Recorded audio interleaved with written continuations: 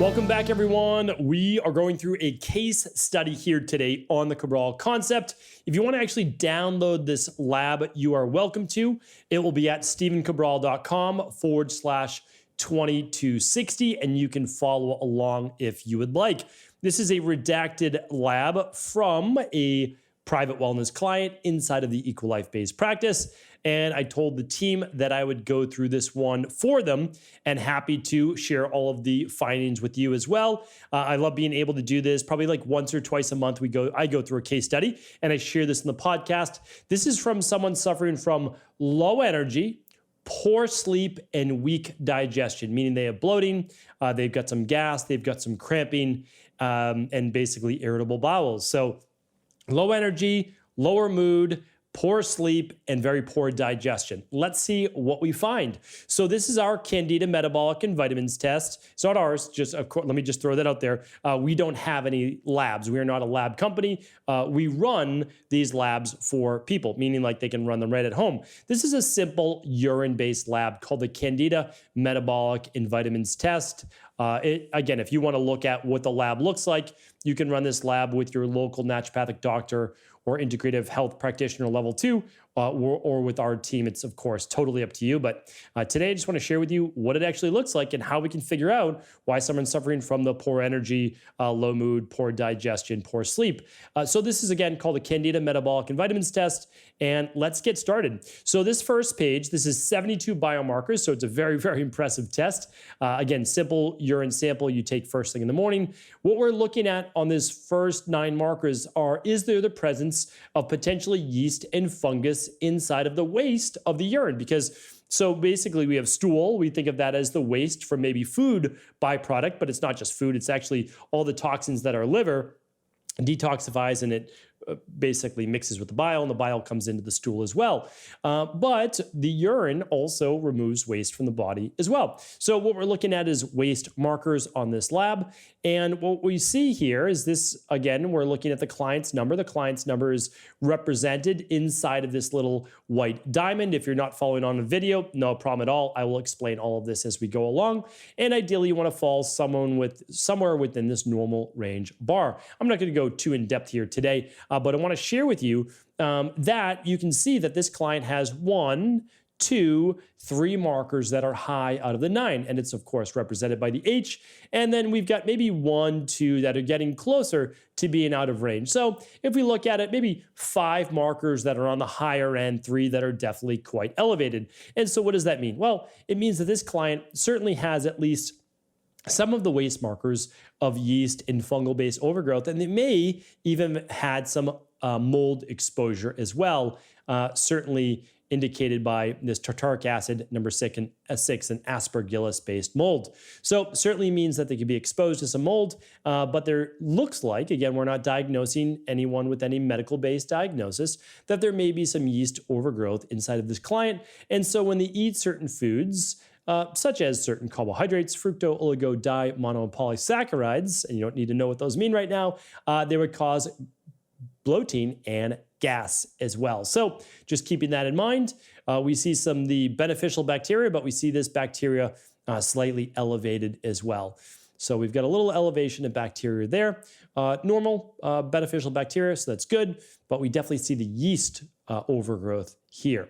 The Clostridium bacteria, which we never want to see elevated, that looks good. So that's a positive in their corner. We love to see that. So from the gut testing right now, we're looking at basically yeast overgrowth. That could be from antibiotic use and many, many other factors as well.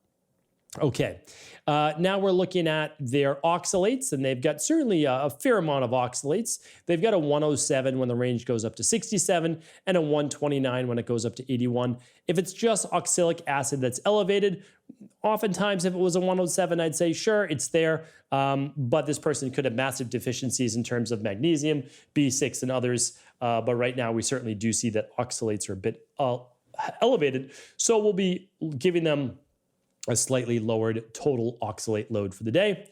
whenever we see lactic acid elevated and pyruvic acid lowered, it can mean there's an ATP, there's a mitochondrial issue.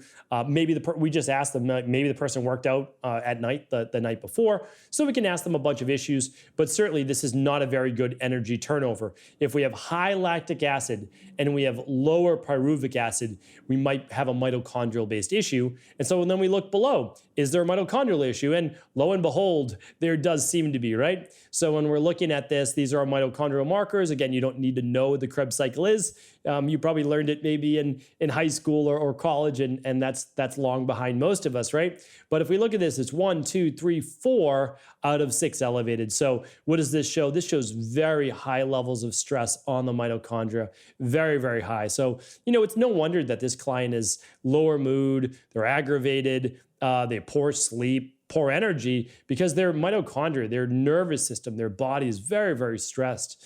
And even, again, poor mitochondrial turnover as well. So I'm looking at these mitochondrial markers. A lot of them can be having to do with methylation, or at least massive deficiencies in things like vitamin C, B vitamins, etc. But we're looking at what I'll give that 1.5 elevated out of the 3. So a lot of issues when we're looking at the end metabolites of dopamine or norepinephrine. Their stress markers quite high in the dopamine.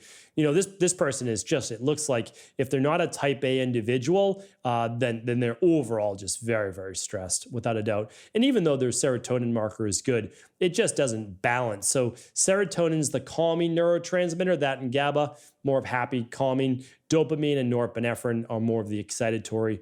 And even though serotonin's well within range, that's why this is an art of looking at a lab test, not just a go by the numbers. These are not within ratio. They're just not. If dopamine's going to be this high, then we need serotonin closer to this level as well. So this person isn't able to get to sleep as well because their excitatory neurotransmitters, their stress hormones are going to be higher. And this is a stress neurotransmitter, which actually looks pretty good, are higher, and their calming ones are not where they need to be in order to produce more melatonin and get to sleep at night. Okay, we see uracil, which we use as a folate-based marker. Again, this person has just a greater need for methyl donors. There's just no doubt about it. Maybe there's an MTHFR gene mutation, on those single nucleotide polymorphisms. But either way, it doesn't necessarily matter if we know that or not, because we know that their need for B vitamins is high, and I'll show you that again in just a moment. So I'm looking at their ketone and fatty acid oxidation. We've got a little bit of hydroxybutyric acid. This is some of that fermentation going on in the gut. Or either they're dropping into hypoglycemia, they're on a low-carb diet, or again, they're just in super fight or flight-based mode. So this client in particular needs a lot of calming protocols. And that's not just through supplementation. Yes, we'll use things like Adrenal Soothe, we'll use full spectrum magnesium, we'll use the Ultimate Sleep Help protocol. There's no doubt about that. In addition to the daily nutritional support and the omega-3s, we're definitely using that. But they need things like binaural beats. They need to start to integrate things like meditation. If they're over-exercising right now, we need to calm that down for a period of time, because this person has way too much stress on that sympathetic nervous system. I mean, it's just very, very elevated. And this is, of course, a great case study to show you, because it doesn't always look this high. There's obviously variations of this. We look at this methylmalonic acid. That's a marker for B12. You might say, well, that's elevated. Okay, yeah, maybe it's elevated. Maybe they are using a lot of B12 in their diet or their supplementation. So we'll ask. But most likely, this is an increased need for B12. There's just such a large usage of this, because methylmalonic is actually the used B12. It's very different than looking at it in the blood when you just measure B12. B12 in the blood, you could be taking cyanocobalamin, and it could be very high because it can't be used because it's the non-methylated version of B12. So most likely this person has a very high need for B12 because of all the stress they're under. They're massively low in B6, which is probably why their serotonin is underperforming, as well as their other calming neurotransmitters, maybe even why they have high oxalates as well. Because remember, you have to peel back this onion, and there's layers to this. B5 looks okay. B2 on the higher end. Again, we use B2 quite a bit for the adrenals. Maybe there's an increased need, or maybe there's supplementation. A little low in vitamin C, not too bad, but they're a little out of range, so we'll add a little bit more vitamin C to their daily regimen.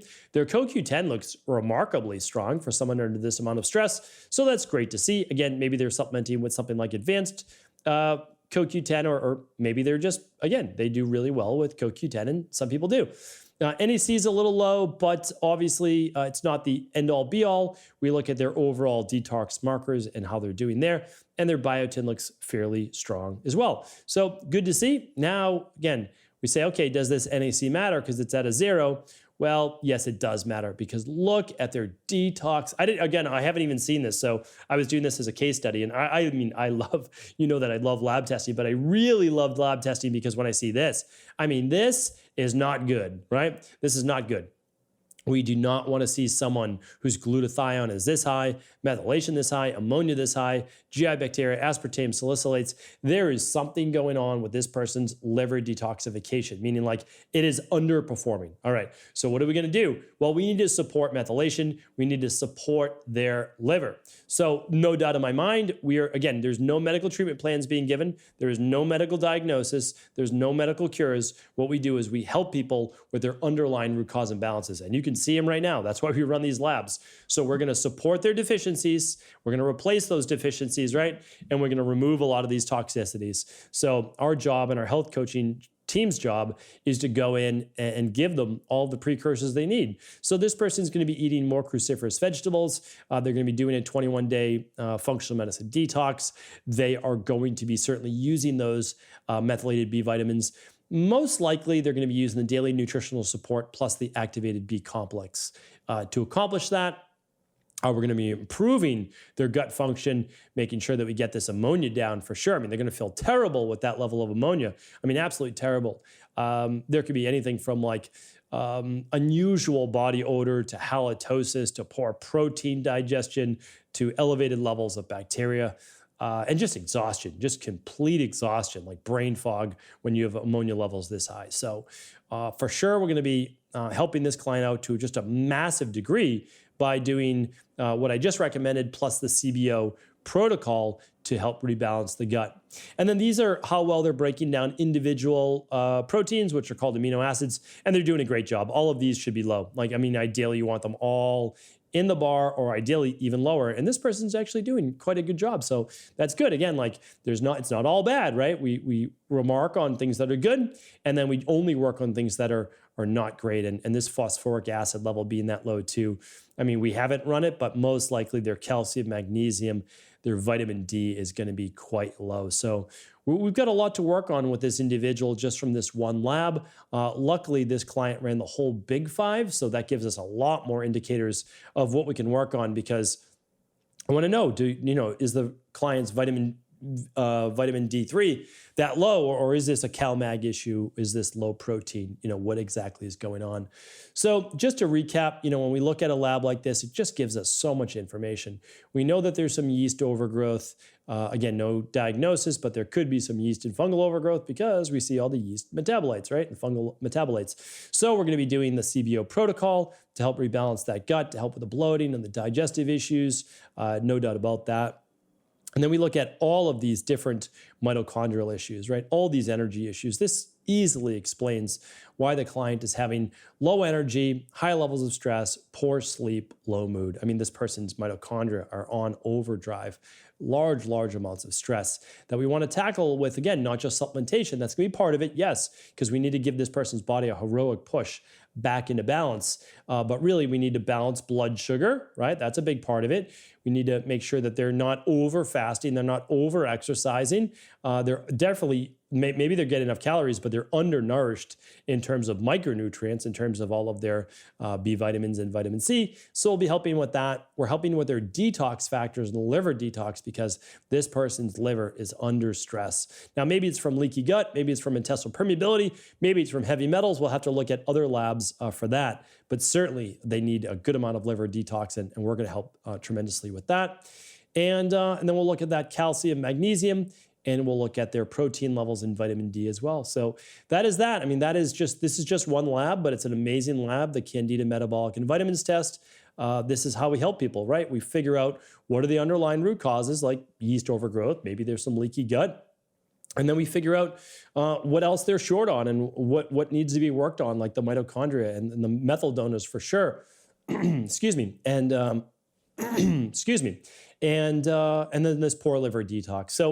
So much to work on. But the nice thing is that someone like this, and even though there is so much that this is a lab that needs a lot of work, is that this person is going to be feeling tremendous within just about 4 to 6 weeks. The whole protocol is going to last about 12 to 16 weeks, but they'll be feeling remarkably better after that 21-day Equilife functional medicine detox and then going into the CBO protocol. I mean, they're just going to feel so much better after having removed a lot of those toxicities and then begin to replace those deficiencies. So again, you can run this lab. It's called the Candida Metabolic and Vitamins Test if you choose to with your local naturopathic doctor or integrative health practitioner level 2, or with our team over at Equilife. You can find this lab over at stephencabral.com/labs if you just want to get familiar with it.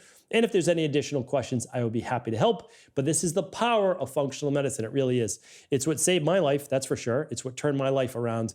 And I'm just happy that I get to pay it forward for everyone here in the Cabral Concept community. Thank you so much. Have an amazing day. Let me know what questions you do have right in the comments on YouTube or Instagram. Take care, everyone.